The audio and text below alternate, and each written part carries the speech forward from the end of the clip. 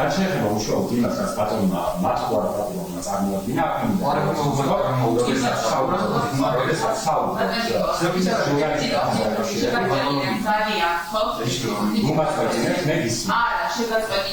ასე ცდილობდა მოსამართლე თამარ მჭედლიშვილის ხდომათა დარბაზში ბრალდებული ნიკა კაცია გაეჩუმებინა.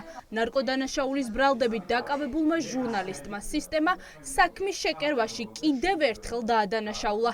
კაციამ დეტალურად ისაუბრა, როგორ ჩაუდეს ნარკოტიკი და როგორ გააყალბეს მტკიცებულებები. მოსამართლე კი ცდილობდა ხალხს ეს არ გაეგო და კაციას დარბაზიდან გაძევებითაც კი დაემუქრა. პროცესზე იყავი კორექტული. რა არის საკითხი? როცა თავიდან მომდე უკანონობის მსხვერპლი ვარ, ერთი წამი ხავს. კი ბატონო, საუბრეთ მაგასთან აკავშირებით. ეს არის როცა სულია იქნება სტუდია, ვინც ამას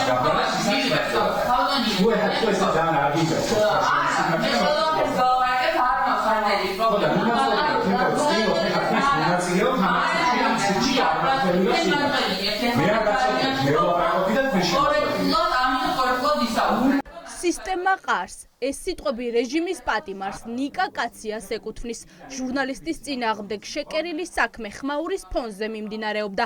კაციამ ბევრი ისაუბრა მტკიცებულებების გაყალბებაზე. მოსამართლე თამარ მჭედლიშვილს და საქმის პროკურორს ბევრჯერ შეახსენა, რომ შეკერილი საქმის გამო დასანქცირდნენ.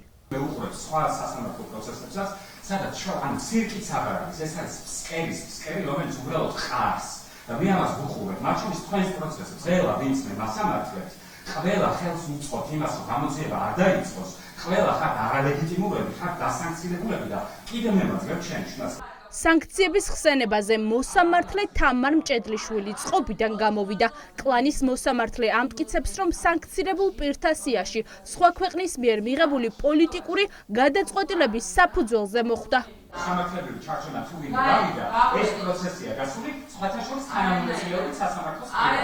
მოსამართლე სასამართლოს ჩემი მოგონილი არ არის და მოსამართლეებს უსაფუძვლოდ არავინ არ ასანქცირებს, ხო? რაც შეეხება სანქციას, მე არ მინდოდა ამაზე გამიკეთებინა, თუ მაგასთან დაკავშირებით საუბრობთ სანქციას ამიმართებაში, ეს საერთოდ არის ადგილსაფრთხილოების საერთოდ არ ვარ ვალდებული, რომ რამე განმარტება გავაკეთე და მით უმეტეს რომელიღაცა ქვეყნის პოლიტიკური პირის მიერ მიღებულ გადაწყვეტილებაზე სასამართლოში არ საუბრობენ. ნიკა კაცია, რომელიც რეჟიმს ხდომათა დარბაზიდან ამხელდა, მოსამართლე რამდენჯერმე დაემუქრა. ჟურნალისტის საქმის პროკურორს რამდენჯერმე დაუპირისპირდა. თამარ მჭედლიშვილი კი ყველა ჯერზე კაციას სიტყვას აწყვეტინებდა და ხდომათა დარბაზიდან გაძევებით ემუქრებოდა.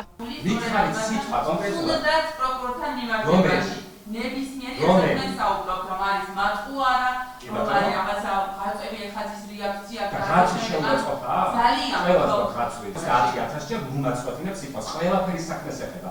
თავიდან ბოლომდე ახალასაც ლაპარაკობ, მე ვარ გოხი და რომ აქ უბედურება გიცნობდეთ თქვენ, ეს ყველაფერი ამ საქმის ნაწილია. და გუმაწყვეტინებს ხო გითხარით და აი თან.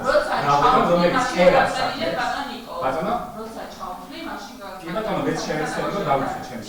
დაცვის მხარე ნიკა კაციას საქმეში ტაქსის მძღოლის გამოკითხვას ითხოვდა.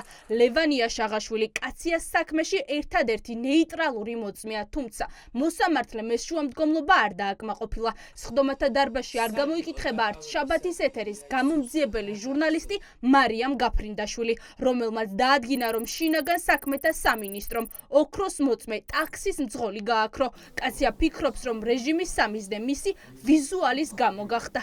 ის ადამიანი, ვინც დამხდა იქ კაბინეტში და ვინც მელაპარაკებოდა, ზუსტად ის არის, ვინც გადამიღოს ამ დეკემბერს ვიდეო, რომლის საფუძვლადაც შემდეგ შეთითხრეს, რომ ტატუები აქვს და მოდი ამას ჩავუყოთ ნარკოტიკი. ტაქსის მძღოლის ჩვენება ძალიან მნიშვნელოვანია, და კიდევ ერთხელ ვამბობ, რომ მათ შორის იმ მძღოლის მანქანაში მოხდა ჩემთვის იმ ნივთების სახიდან მოგელეჯა და არ მოხსნა, რომელიც გაქრობილია საქმის მასალებიდან. კაციას საქმეში არ დევს ჩხრეკის ვიდეო მასალა, არ არსებობს ნეიტრალური მოწმე. დაცვის მხარის განმარტებით გაყალბებულია დაკავების ადგილი. დოკუმენტებზე კი ხელი ბრალდებულს მოტყუებით მოაწერინეს.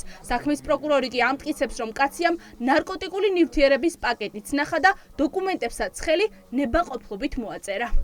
ოპში მითითებულია კონკრეტული მისამართი, აღნიშნულ ოპს გაცნობილია ნიკოლოზ კაცია პირადად და ხელმოწერითაა დადასტურებული ოქმის სისწორე. თავად ნივთიერმტკიცებულებაზე აქვს ხელი მოწერილი და ეს არის უბრალოდ მისი სიტყვები, რომელიც ემსახურება პასუხობიდან თავის არიდებას. მე არ მინახავს ეს პაკეტი, რომელიც ამოღებულია და რეალურად ხელი აქვს მოწერილი, რომ მისი საკუთარი მოწერილი უშუალოდ იმ პაკეტზე, რა პაკეტშიც მოხდა მისი დალვა. იცინოდნენ, ზემოდან მიყურებდნენ და ღადაობდნენ. ნიკა კაციამ არაადამიანურ მოპყრობაზე ბევრი ისაუბრა. მოსამართლემ მოისმინა გირაოს შუამდგომლობაც, თუმცა თამარ მჭედლიშვილმა კაცია ისევ პატიმრობაში დატოვა.